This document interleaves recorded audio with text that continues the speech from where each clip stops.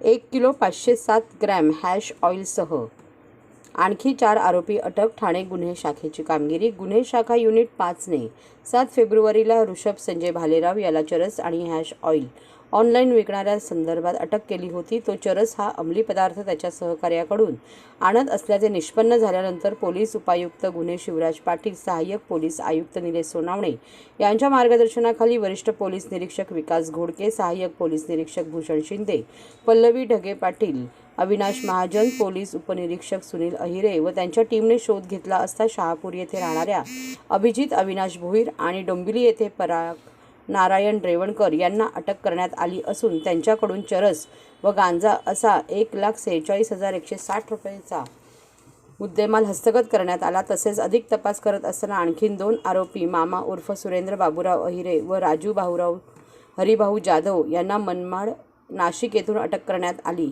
त्यातील सुरेंद्र यांच्याकडून 12,70,700 रुपयांचे 127 ग्रॅम चरस हॅश ऑइल तर राजू जाधव यांच्याकडून 1,38,00,000 रुपयांचे 1 किलो 380 ग्रॅम चरस हॅश ऑइल जप्त करण्यात आले.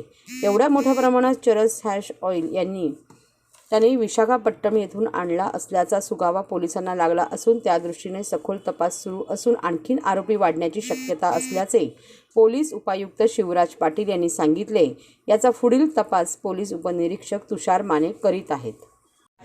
दिनांक 7/2/2024 रोजी ऋषभ भालेराव नावाचा आरोपी आपण अटक केला होता आणि त्याच्यामध्ये वागळी स्टेट पोलीस स्टेशन या ठिकाणी गुन्हा दाखल करण्यात आलेला होता NDPS अंतर्गत.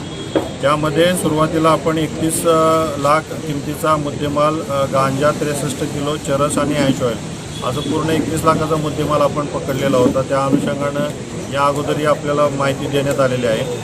त्याचा तपास करत असताना युनिट 5चे वरिष्ठ पोलीस निरीक्षक विकास Ghodke, API Bhushan Shinde, API Pallavi Dhage Patil, API Avinash Mahajan, PSI Sunil Ahire आणि त्यांची पूर्ण टीम यांनी याच्यामध्ये तपास करत असताना आणखीन 4 आरोपी याच्यामध्ये आपल्याला निष्पन्न झालेले आहेत.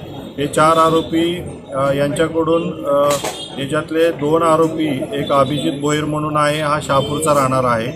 एक पराग रेवणकर आरोपी हा डोंबिवलीचा राहणार आहे आणि आणखीन 2 आरोपी सुरेंद्र अहिर आणि राजू जाधव हे मनमाडचे राहणारे आहेत. असे एकूण 4 आरोपी आपण या लिंकमध्ये पकडले. यांच्याकडून जवळजवळ 1,51,00,000 किमतीचा आपण हॅश ऑइल आपण पकडलेला आहे या 4 आरोपींच्याकडून. याचं जवळजवळ 1 किलो 500 ग्रॅम एवढी याचं वजन आहे आणि याची किंमत आहे 1,51,00,000 रुपये.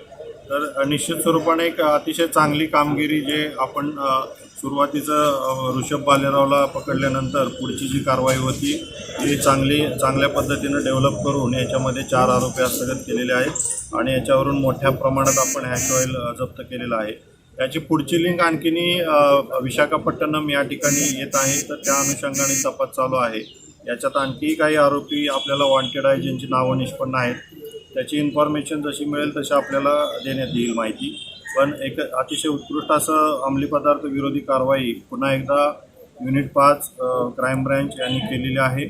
आणखीनही याच्यामध्ये आरोपी निष्पन्न होतील त्या अनुषंगाने आपल्याला सुरुवातीला आपण बघितलं ऋषभ भालेराव जो ऑनलाईन विक्री करत होता यालाही 4 आरोपी पुरवठा करत होते. जे ऑनलाईन विक्री ऋषभ भालेराव जो करत होता त्याच्यामध्ये असं निष्पन्न झालेलं आहे की हा ऑनलाईन इन्स्टावरती याचं अकाउंट होतं आणि या अकाउंटवरती हा त्याचं डिमांड ज्या काही लोक करायची आणि हा त्याला कुरिअरद्वारे विक्री करायचा आणि गुगल पेद्वारे हा पैसे याच्या अकाउंटला जमा करून घ्यायचा. तर कुरिअरद्वारे बऱ्याच ठिकाणी भारतामध्ये पूर्ण दिल्ली असेल, हरियाणा, बेंगलोर आणि पूर्ण महाराष्ट्रामध्ये या ठिकाणी यानं विक्री केल्याचं निष्पन्न होत आहे. तर याच्यामध्ये बऱ्याच ठिकाणी यानं विक्री केलेली येत आहे. कुरिअर कंपन्यांनाही काही नॉर्म्स आहेत, तर त्या अनुषंगाने कुरिअर कंपनीची जी लोकं आहेत त्यांनाही इन्व्हेस्टिगेशनसाठी आपण बोलवलेलं आहे.